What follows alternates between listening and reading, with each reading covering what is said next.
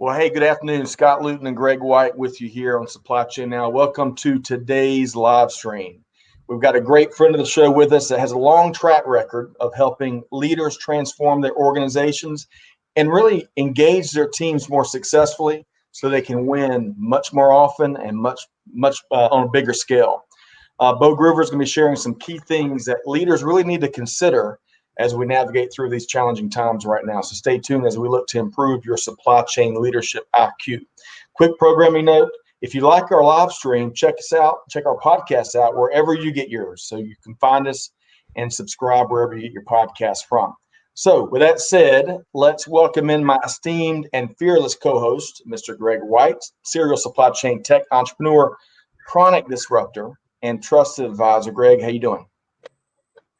I'm doing well, Scott. Thank you. It's great to be here. We were just talking as we came on. It's kind of a stressful, but hey, in case anyone has lost track of the calendar, it's Friday, people. So give yourself a break. True.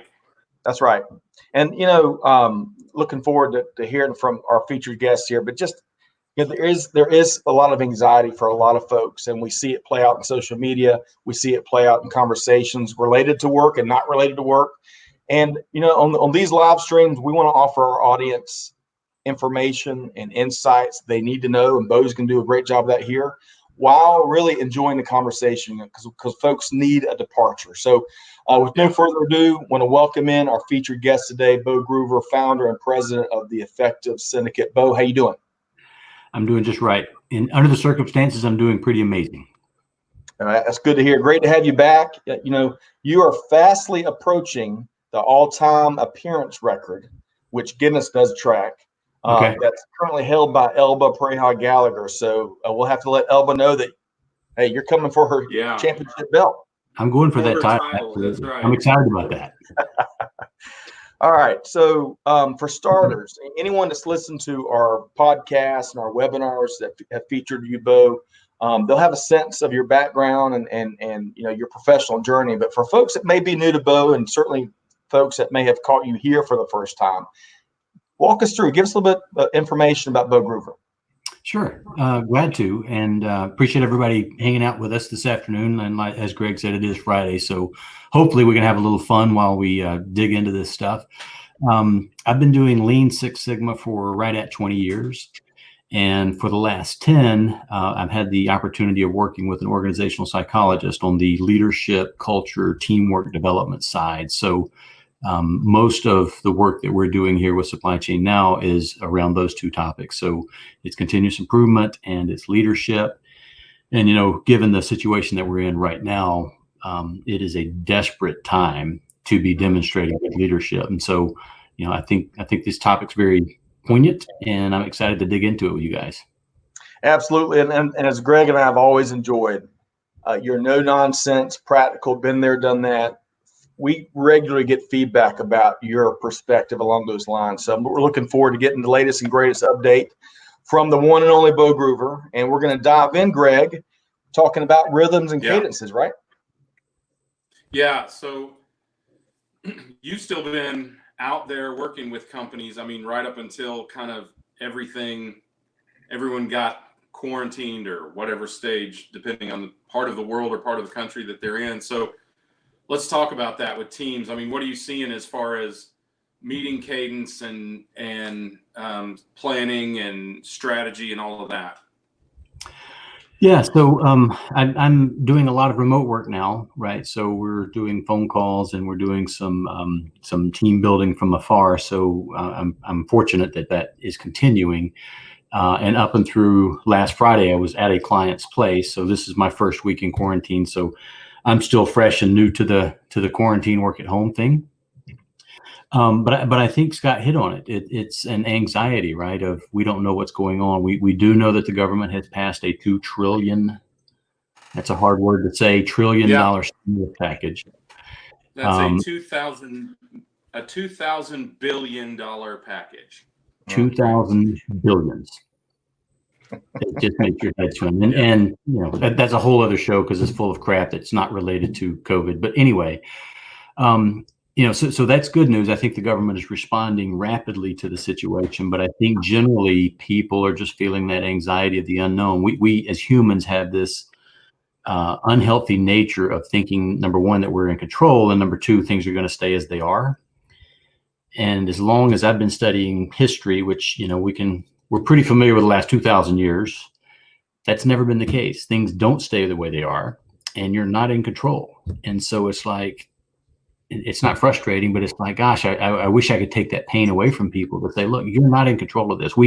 If we all sat around and worried about this COVID thing, it's not going to change it. It's going to run its course. It's going to do what it's going to do. So our job as humans and parents and business leaders is to say, all right, it is like this. It's going to be like this. What do we need to be doing to protect ourselves and our teams and our families until this thing is over? Yeah. So go ahead, Greg. No, go ahead. So we should have added up front to our audience.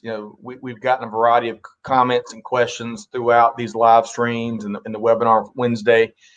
We're going to try to get to any of your questions. We've got the guy to do it right here. Beau is a wonderful Q&A. We've gotten a lot of feedback through our previous webinars with Beau. So if you got concerns, if you want to share kind of what's between your ears and your team's ears during these times, please do. So we'll try to get to those as often as we can. But I'm sorry, Greg, you were going to share. Well, we have we had 5 working professionals quarantined here with us, and we were seeing a lot of the usual work going on just happening remotely. So one of my daughters is she's a sales development rep for a technology company. They were she was of course doing her work dialing for dollars effectively, and then they were having their end of day meeting virtually on Zoom. One worked for the Nashville MLS, Major League Soccer club, and was having meetings virtually as well, maybe not as regular. And of course, Clay got trapped in here with us, and we've been producing regularly and having regular meetings. We're naturally a virtual organization, so it's really, it's really relatively easy for us. But I wonder what you're seeing or hearing from the companies that you're working with. How are they adapting to this virtual environment, and what are they seeing? Or what difficulties are they facing, or what are they doing to overcome those?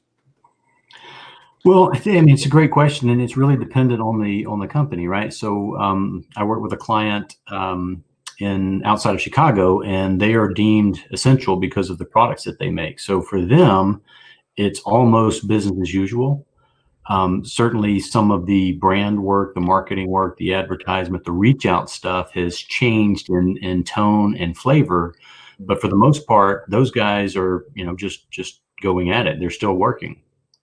One of my other clients is more of an online presence. They do a B2B and B2C model of selling a product, and operationally their warehouse is up and going, but the customer service and the finance and all of the other functions are now working remotely. So just like we're doing here, they're developing their online virtual chops, if you will, on how do we stay connected as a group and continue to work on the continuity of the business, even though we're not physically in the same space. And as much as I love, a conference call where I don't have to, I don't have much to do with my hair anyway, but,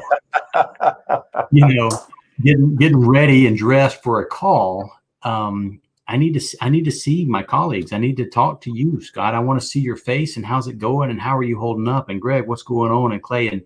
And so I think we're all kind of wrestling with that because I'm an introvert by nature. I'm pretty much really, really okay being by myself. Yeah. But when it's kind of that's forced. Yeah, if I were, I would be unbearable, I'm sure. But, when you're told to do something, it's very different than if you choose to do something. And so right now we're saying, man, I know it's important for me to do this physical distancing. I know it's important for me for the greater good. I'm trying to do the right thing and stay at home, but I don't like it.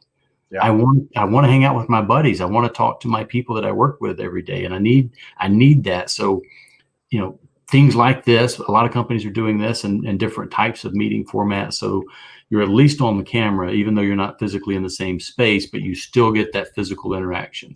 All right. So I want to ask you a question along these lines. As Supply Chain Now has shared some of the Effective Syndicate's core management philosophies and friendly reminders of things that leaders should keep in mind. We've had some interesting feedback on Twitter and other areas of social media, and some of that feedback when you talk about staying connected and seeing and maintain those connections and showing that concern.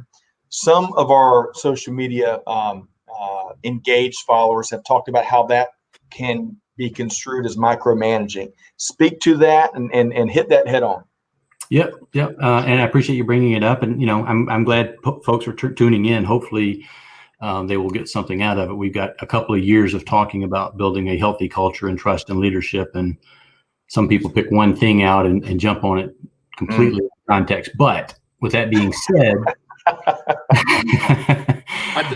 got to tell you, Beau, I think that kind of reaction is projecting in a way the experience that they have as they have as a member of a company, maybe they haven't seen a better environment, right? Yeah. I mean, I think people tend to project what they experience as universal.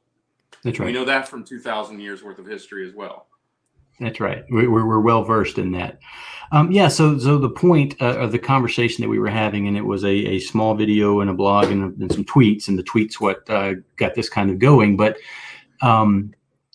Scott, you love the quote we did a long time ago of your open door policy is lame, right? So if you wait for your people to come to you with a problem, that's not leadership. That's the opposite of leadership. Mm. And so we've always believed, and we always teach, go engage with your people. How are they doing? How are they holding up? And right now, it's not business as usual. It's not, hey, did you get the purchase order processed, or did you get the accounts receivable reconciled? It's, hey, you're stuck at home with 3 kids. How you doing? Are you okay? Is there anything that we can help you with? And so the idea is not micromanaging and saying, all right, Greg, did you finish the PSA 19 report? And Scott, did you turn in the reconciliation log? That's not it. It's the exact opposite of everything that we preach. What it is, hey, dude, I care about you, man. Are you okay? How's your family? How's your parents? What's going on in your life? And giving people this outlet to say, look, it's not about a paycheck right now. We all need a paycheck to pay the rent and take care of our families and all of that stuff. But this is about the human side of being a part of a team. And if you are the leader or a leader, you need to be doing that work. Yeah. And it's okay, hey, how about an afternoon happy hour? How about you get your team together Wednesday at 4 p.m. and say, look, guys, BYOB, let's hop on this Skype call or this virtual whatever, and let's have a toast, man. Is everybody holding up? How's it going? And without that, right, it's just, it feels like we're all being punished for something we had nothing to do with. We're the good kids in class that couldn't punish for the kid that's running up and down the hall screaming at the top of his lungs. That's not cool. All right. So, Greg, I want you to piggyback on what Beau just shared, because I want to shift gears after this segment and kind of reset things a bit. So, Greg, what'd you hear there?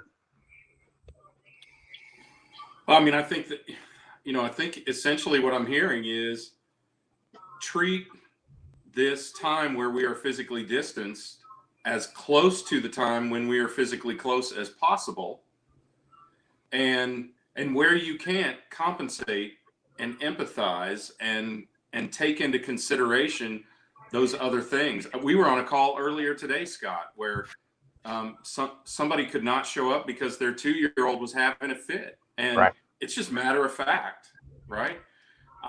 I'm still, and I have to tell you guys this, I'm still amazed, especially since we've been doing this for almost 2 weeks now, I'm still amazed to hear people apologize for their kids or dog coming into the room or even barking. I'm thinking that stuff, if you That's haven't life. worked at home, I mean, if you have worked at home any over the last several years, that's just a cost of doing business, right? Yeah.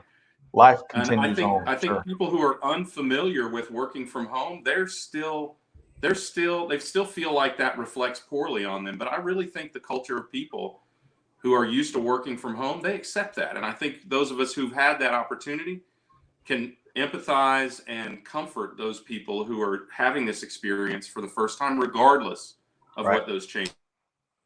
Okay.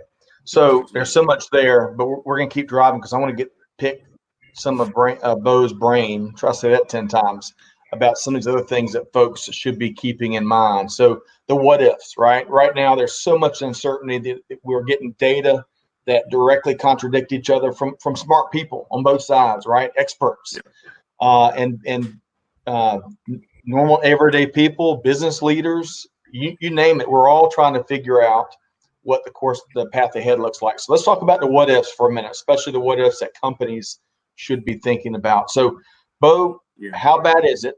How bad could it be? And kind of take us to the edge, worst case scenario, and then let's work back from there. Well, yeah, and so one of my favorite quotes was, I believe it was General MacArthur in World War II. He said, "The plan is worth nothing, but planning is worth everything." Mm-hmm. And the point is, we don't know. We don't know. And let's all take a big, deep breath and say, we don't know. I'm very glad to see that it appears that there's grown-ups on TV now talking about reality versus these models where 2 billion people die.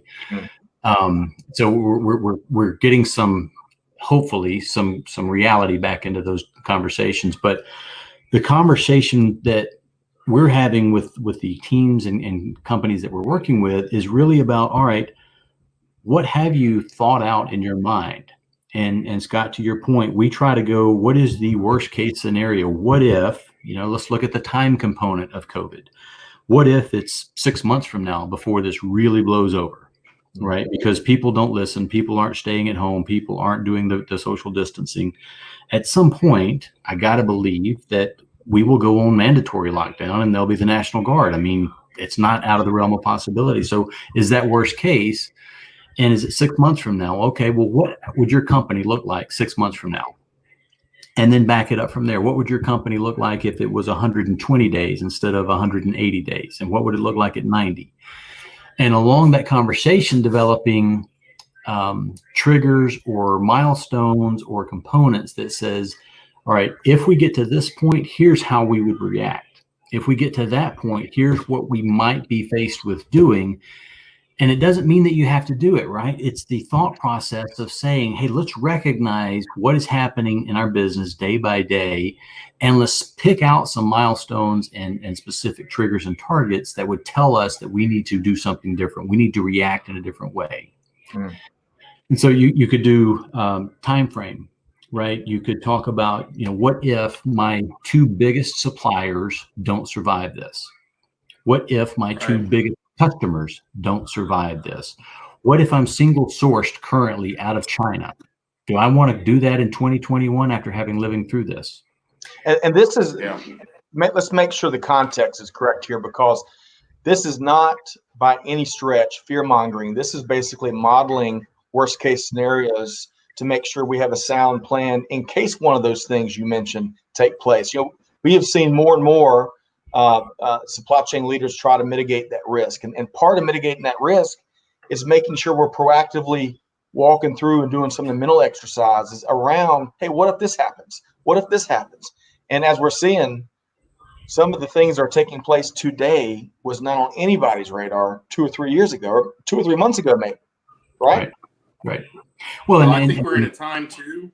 Oh, sorry. Go ahead, Beau. No, go ahead, Greg. You got it. I was just going to say, we're in a time too where we don't even have time to mitigate those statements like we just did. We need to just state the facts, deal with the possibility that a worst case scenario could occur, not apologize for that. Let those that are wise enough recognize that it would be imprudent to do anything else, and move on and move forward, right? Because we could waste a lot of time saying, we don't think this is going to happen. And we're not saying it's going to happen, but we want to plan for it if it happens. We just need to get to the planning. Yep. And Great I point. think we've seen companies do that in large part. I've been in several board meetings where we've spoken about it very matter-of-factly, and I think we all understand we don't want it to happen. We don't think it's going to happen, et cetera, et cetera. But we don't have time for that. We've got to get moving, responding right now. Yeah. It's part of eliminating the blind spots that every organization, every leader has. I love, by the way, 2 quick comments. I'm going to go back to Beau. I love your sign today, Greg. Beau knows leadership. I love that. We all need a T-shirt. And secondly, a quick shout out to our friend John Buglino, who is tuned in. He weighed in on a topic we talked about earlier, where we're maintaining that team camaraderie. John says he's seen a few teams conducting video calls during lunch and breaks to increase that face-to-face interaction, which we're all here speaking about the value of. So thank you for tuning in, John. Also, Laura Matajewski. Hello, Laura. Great to have you as part of today's show. You've been on with Beau and Greg before. So Laura leads the manufacturing distribution practice at Atlanta's top CPA firm. Okay, so Beau, let's talk about when we think about long-term impact. Before you jump on that, I want to come back to just what we were talking about, right? So you use the word fear mongering, right? And I totally get that sentiment, but leadership is not now, nor has it ever been, for the faint of heart. Yep. And so it's time for us to stand up and square up to this thing and say, look, I wish this hadn't happened. I wish COVID didn't happen, but it stinking did. And for us to sit here and go, I got to be careful. I don't want to hurt people's feelings, or I don't want to add to it. To me, it's just irresponsible. If you're the leader of the organization, you need to square up, and you need to square your team up directly at this thing and say, all right, we're going to run through some what-if scenarios, guys, because we're not going to stay on this defensive kind of posture. And let's wait and see what happens. And then when it happens, in the moment of crisis, when we've got to make a decision the next 8 hours, we're trying to figure all of this stuff out. To me, that is absolutely irresponsible and poor leadership. Love it. Love it. Okay. You have to enunciate that you're prepared for it, for sure. So you're foreshadowing, because we're going to talk about offense versus defense here momentarily. But one last thing on this middle segment, long-term impact. You've mentioned a couple of generic scenarios that undoubtedly companies today are thinking about and working through. In fact, Greg and I had a prep call earlier this morning with an attorney that's deeply involved in some of these conversations that supply chain leaders are having around quality and safety and your supply base and the changing environment there. You can't make assumptions these days. You can't. So let's talk about long-term impact. Any comments there based on maybe either the most likely scenario or some of those worst case scenarios? What is at stake with long-term impact on the organization and your people? Well, so great question. And it's a tough question, because I fear that the government is going to over-respond and overinflate through these stimulus packages and make this short-term less painful. And I get it, right? So I empathize with people, and we need to make it as least painful as possible. However, the true long-term impact is going to be our national debt going from, I don't know what it is now, 15 trillion to 20 trillion, or whatever those giant massive numbers are, so that we can avoid this valley. Yeah. So to me, that is the worst case, because it will feel okay. It's kind of like eating donuts, right? It feels okay to eat a donut, but in a little while I've got heart disease and I weigh 400 pounds. It's prolonging the inevitable pain that is going to come from it. So that's my biggest true long-term fear. As far as most companies, especially with who holds our debt. I mean, if you think about who holds the United States debt and a lot of the debt of the world, we're spending trillions that we're borrowing from the people who got us into this thing. So it's a difficult long-term effect, right? Absolutely. Absolutely. And how much more, more leverage do they have if they started calling on the debt, if they started changing the way that debt's structured and pulling on it? I mean, it puts us at huge risk. And most people, right, it's that myopic view, right? I'm worried about my little fiefdom, my little part of the world, which is important for us. But at the same time, there's a whole lot bigger picture. So sorry, it's a long-winded answer, Scott, but that to me is the big, oh crap, long-term situation that we're going to have to face. So our sensors just shot me a note over to my right-hand side here and said, hey, let's veer back from political to apolitical. But I'm kidding, really. But there's so much to talk about, so much passionate folks and smart people that really have disagreeing views on a lot of things that we've touched on here. So let's do this. Greg, offense versus defense. I know you've got some questions there as it relates to Beau and his perspective. Yeah. Well, I mean, you're a big proponent of offense, and I think particularly in this time, and you've already enunciated that to some extent. Tell us a little bit about why you think that is so necessary. Well, so psychologically speaking, the only time where not the only time. The time where we get in the most trouble as humans is when we feel hopeless and helpless, right? And so right now, I can put on my favorite newscast, whoever that is, and I can see the doom and gloom, and I can hear the horror stories, and I can see the pictures of the medical providers that have got bruises on their face because they can't. I mean, I can sit there and really, really get sucked into that. And it's real, right? It's not made up. It's not a movie that I'm going to see. It's what's happening in my world. And so from a general perspective, that puts you kind of in that helpless, hopeless model. I don't know what's going to happen, and I'm going to just wait and see. To me, puts us in a powerless position. And we as humans, generally speaking, don't do well when we're powerless. Yeah. So whether it's real or to some degree made up, having those conversations about being aggressive, let's really get out of the box. Who are my competitors right now that I might want to talk to as potential allies in 90 days? Who are those people that I need to be connecting with to say, hey, look, we're fighting on the same battlefield, guys, but I know y'all are getting hammered just like we are. There's no way you're not. How are you guys doing? How are you handling it? How are you coping it? What are you preparing for? And so the offense nature is, all right, I believe in my heart we're going to come through this. I believe in my heart we've got pretty good leadership right now and things are going to be okay. I don't want to come out of this thing going, I stood still for the entire 6 months that we were in lockdown. Now it's time to get started because I'm 6 months too late. Whereas if I'm working with my team now and I say, all right, guys, how do we want to approach this? How do we help companies who have gone through something that they've never gone through before? Because that's what we do as consultants and team development, right? It's how do we help you recognize where you are, where you want to go? And so for me, it's just a healthy psychological outlet.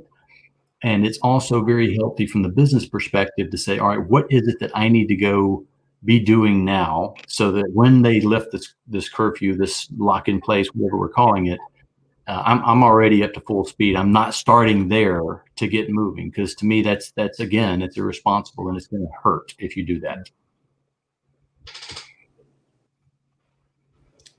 Well, I mean, I think, I'm sorry, Beau, Sarah Barnes Humphrey is very impressed with this discussion. So, hey, Sarah. Hey, Sarah. How you doing? Tell her, everybody tell her hi. Our favorite supply chain leader in all of Canada, certainly all of Toronto, but all of Canada. Yeah, no doubt. Sorry, I didn't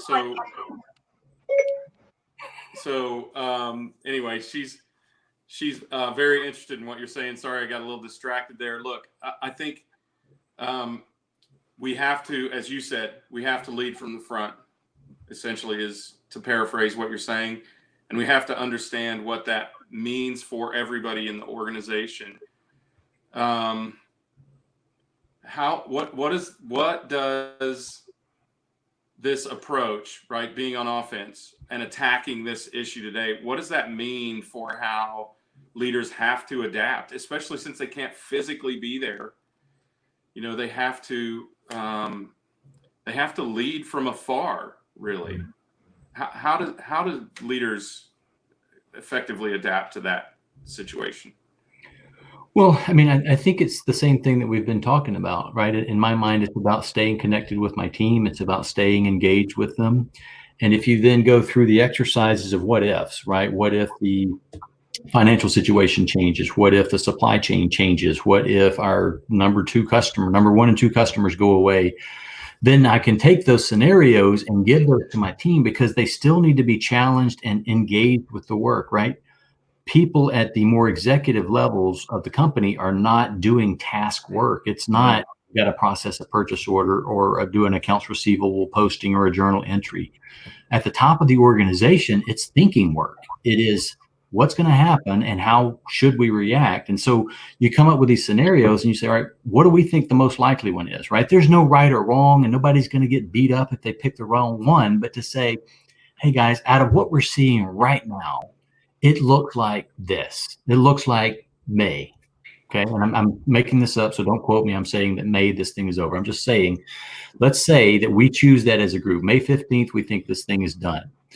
What then would happen for us? What should we be doing to say, all right, if May 15th is the end of this, we're released, it's no more lockdown, where do we want to be standing from our supply chain, from our financial footing, from our employment status, from our customer status, and bringing that plan together so people at the, not the transactional level of the organization, but that kind of strategic thinking level of the organization have got something to really sink their teeth into. That's, to me, that's what playing on offense means, and that's how leaders need to keep their people engaged and bought in. That work would be, even though it's a little bit scary, maybe that work is also very exciting to say, hey, look, this is happening. I wish it weren't, but it is. So what are we going to do about it? Yep. All right. So real quick, let's shift gears back to the audience just for a minute. We've got beyond Sarah that we already said hello to. We should say hello to Gaston in Argentina, of all places, Greg. I know you've got some roots there. Delaney made a comment around our version of the bear for supply chain in bat. Hey, Clay, how you doing? Delaney, glad the Bulldog. We have to call him the Bulldog, I guess, since he went to UGA. That's right. The Bulldog. Michael with the Procurement Foundry. He's tuned in. Michael, good to see you. Congrats on all the growth you've had there. And Beau, you're one of your colleagues, Tim Monahan, who is really churning out some really cool videos. Because, on that note, I love what you and the Effective Syndicate has been doing here lately, and will continue to do, I guess, from our pre-show conversation, where you're churning out these very practical, brief videos that will keep people's skills, or leadership skills, or problem-solving skills really sharp as we get through this period. When did that start on y'all's end?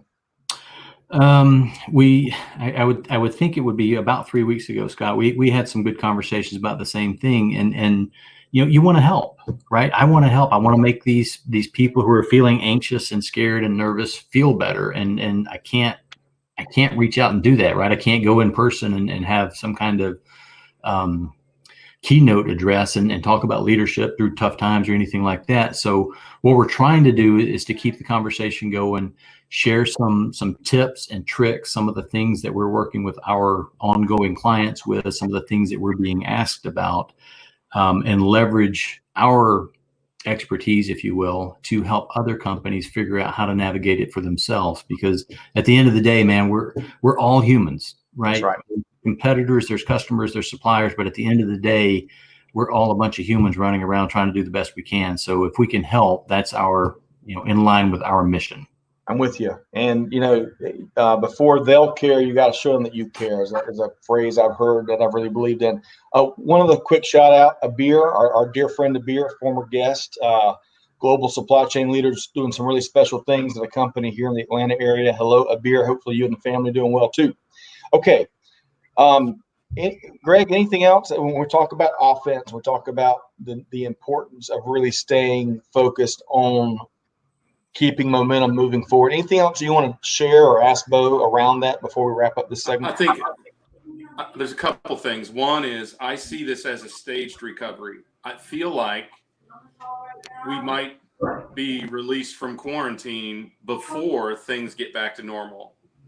And the normal might be a new normal, as you alluded to before. It might be with some new and without some old suppliers or customers or team members, whatever it is. What do you think is the most important thing that a leader can do to prepare their people and their companies, as they go through this thing for the eventuality of recovery? I don't know, Greg, it's a great question. I don't know if it's the most important thing. I think a very important thing right now is to show vulnerability. And by that, I don't mean, we're online crying together in tissues. What I mean is, hey, if I'm the CEO or CFO or whatever, I don't know. I just don't know. And so going through that exercise with your people, right? It's not, hey, I'm the head dude and I've got all the answers, because nobody has got all the answers right now. Showing your people how it is that you're in the same boat with them and we're trying to figure this out. And I think it is going to be a new normal. I think many more people will remain telecommuting. I think many companies are going to be working on contingency planning. And my gosh, if you're not, I don't know what it's going to take for you to recognize how important this kind of thinking. Now, granted, this is a unique situation, but there are companies right now who had contingency plans, right? Maybe it was driven by the swine flu or H1N1 or one of these other things that wasn't this bad, but bad. There are companies that had a plan and they dusted that manual off and said, all right, here's what we got to go do. Or at least here's how we're going to start framing this up. Right. And so just to tie it up, my bad, from a leadership perspective, number one, I would say be open and honest, transparent, be vulnerable with your team that you just don't know right now. You're working on it, you're working with them, but you don't know. And then number two, what is it once all this is done? We're going to figure out what it looks like, but then how do we be prepared next time so we're not standing here flat-footed trying to figure out what the heck it is that we're up against? So if I understand correctly from our pre-show conversations, your team continues to not only get calls but help companies figure out a new strategy related to maybe alternative sourcing, right? Related to contingency planning, related to flexible team development. These are some of the areas where you're helping organizations kind of figure out the new normal and their approach to it, right?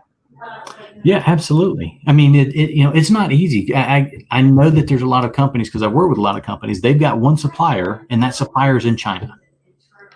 And it doesn't matter what you're building or what you're trying to serve your customer with. You've got a 12,000-mile supply chain. You've got very tense governmental relations right now between the U.S. and China. You've got customs issues. You've got tariffs. I mean, it's like standing in front of a train and watching the train get closer and closer without moving I don't understand it. And so I'm hoping coming out of this, a lot of companies wake up and say, all right, maybe my main source is in China, but I will not allow any country, right? So I'm not picking on China. I'm not saying China is bad. They build a lot of great products. What I'm saying is having all of my eggs in one supply chain basket that is, oh, by the way, 12,000 miles away. That's a recipe for trouble, regardless of COVID-19 or COVID-20. Is that going to happen in 2 years? We don't know. But to me, that is a opportunity that every company needs to really be spending some time and effort on. All right. So as we kind of move to the final segment, we're getting a little bit of feedback from members of our audience, including one of our biggest friends of the show, Claudia. Hello, Claudia. Hopefully you're doing well. We're getting a little bit of feedback. So we'll try to identify the source of that and do some root cause analysis and eliminate it. That it may be on my end. I'm trying to communicate. That's okay. And it's not working. I think you've got essential personnel in your household, don't you? That has to continue to conduct work, right? So that may be happening while we're doing this. Well, Greg, it goes back to your point. I mean, this is part of the new new reality for all of us trying to kind of continue to move things forward. Okay. It was her, wasn't it? It was the essential personnel of the Groover household. I think they're going to be moving their meeting to another. Seriously.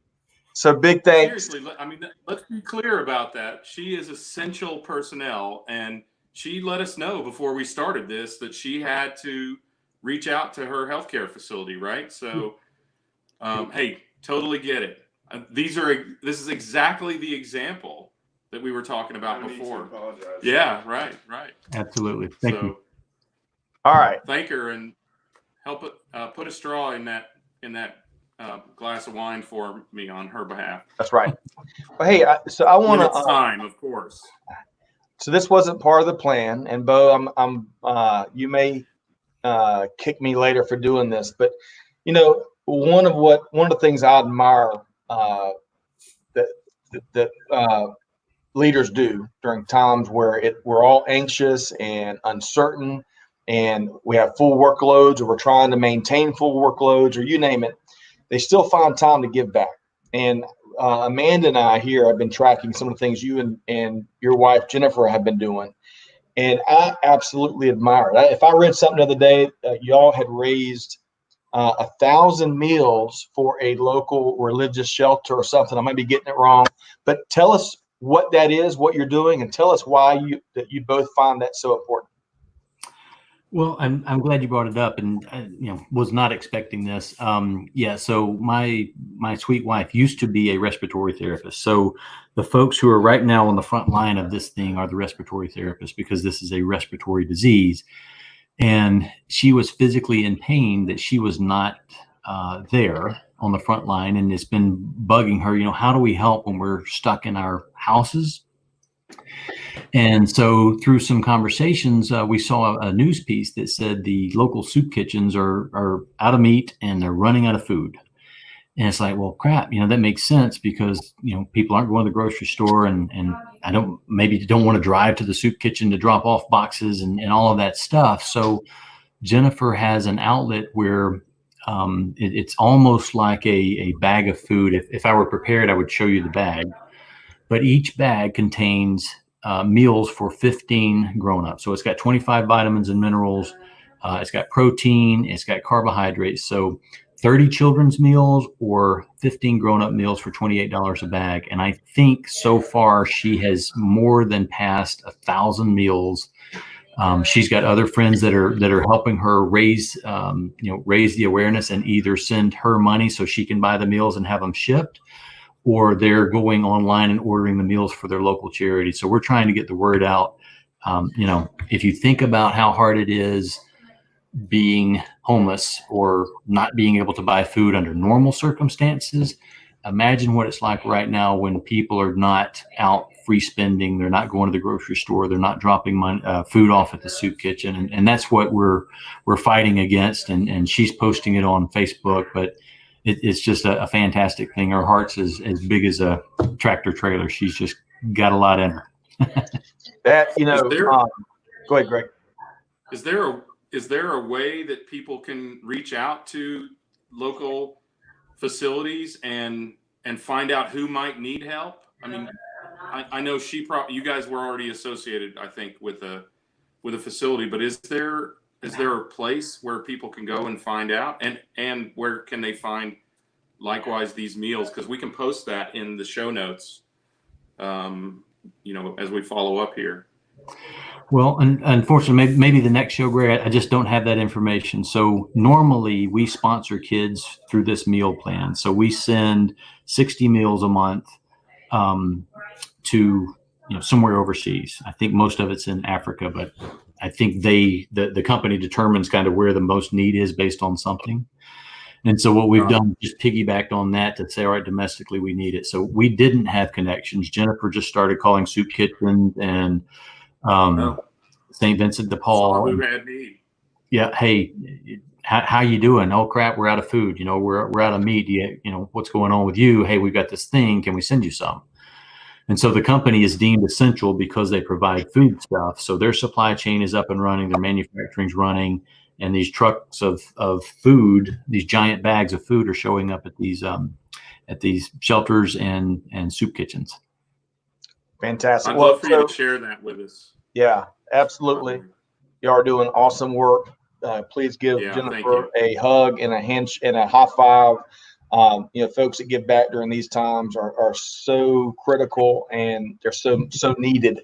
So, but I think it's safe to say if folks want to support what y'all are doing, they can connect with you at theeffectivesyndicate.com, and we'll find a way to make that work. So, how can folks, so Beau, as folks inevitably, like we see a lot, want to connect with you based on something you've heard, or you and your team's expertise during these unique times, what's the best way for folks to connect with you?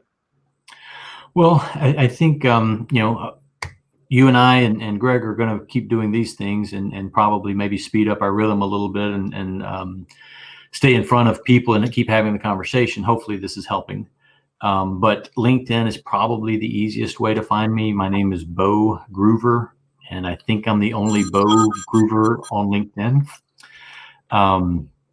It's a fact. Our research team looked at that, and you're the only one, in at least North America. Right? Thank you. Wow. Good dogs.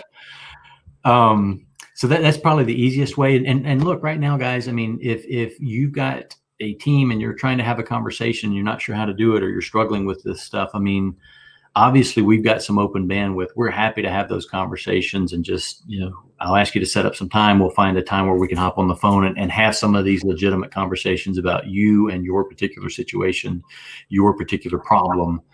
And from there, hopefully we can help you guys navigate through this storm that we're all in together.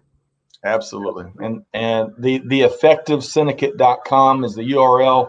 Certainly find Beau on LinkedIn, a great source of tell it like it is leadership perspective. And of course, you can also find him on an ongoing basis, a regular recurring basis for all things leadership matters here at Supply Chain Now. Always a pleasure. Greg, as we wrap things up here with Beau, what's some of your key takeaways? Look, I think the key thing is that the way that Beau deals with things is very matter of fact, very direct, genuinely empathic and purposeful. And I think people need to understand that in these times, everyone may not communicate as effectively, because in crisis, sometimes people do, but you have to assume noble intent. We know we get it from Beau all the time. Good leaders expect the same thing from their people, and I think it's important for people to expect and believe that that's what they're getting from their leaders in these times. Somebody's going to yell. Somebody's going to be insensitive. Somebody is going to feel the stress, and you're going to hear it in their voice. These are those times, and it's kind of like when you're married, you forgive everything that happens within 6 months of a job change, a move, or a major child event, right? And I think we're in those times. And is that true? It's true. I'm checking with the ball over here. It's a good goal. Anyway, I don't know if it's true. It's a good strategy. Whether it's true or not is a whole nother thing. But I think, these are those times, and expect offense from your leaders. And if you can help them, do so. Yeah. Right. I mean, it's not all up to the coach. Sometimes it's up to the quarterback, and sometimes it's up to a second string safety. Next man up. To tackle the opponent on 4th and 4 when they should have punted. All right. So on that note, really have enjoyed this conversation. Always do, Beau. I mean, I feel that Greg and I could talk with just about anything with Beau, and we're going to get a fresh take, sometimes a hot take, but always a helpful take. And we've enjoyed that here. So big thanks to our guests here today on Supply Chain Now, Beau Groover with the Effective Syndicate. You can learn more by connecting with him on LinkedIn. Stay tuned for more videos about leadership skills, problem-solving skills. You can get that at his website or their YouTube, or, of course, across social media. And also, I want to share one thing. So it is March 27th. This is a live stream, and I am want to wish my dad, Don Terry Luton, on March 31st, he is retiring from the Savannah River site after 43 and a half years of service. That's awesome. And that is where we got our work ethic from, I'm sure. So congrats to my dad, and we love you. And that's going to wrap up today's episode. Can I just add one more thing? Yep. It's 4 o'clock, which makes it 5 o'clock somewhere. It's been a tough week, folks. Let's celebrate Scott's dad's retirement and a good week, and give yourself the rest of the day off. That's right. Have the beverage of your choice. Great idea. On that note, big thanks to Beau, big thanks to Greg. Thanks to the audience for tuning in. I appreciate the feedback and the questions and the comments. We love this, and we feel this is part of our mission to continue this information exchange and providing these opportunities. So bear with us. Find us wherever you get your podcasts from. Also check us out at supplychainradio.com. On behalf of the entire team, Scott Luton wishing you a wonderful, successful week ahead. Don't panic. We're going to break through this, but follow all the expert guidelines, and we'll see you next time here at Supply Chain Now. Thanks, everybody.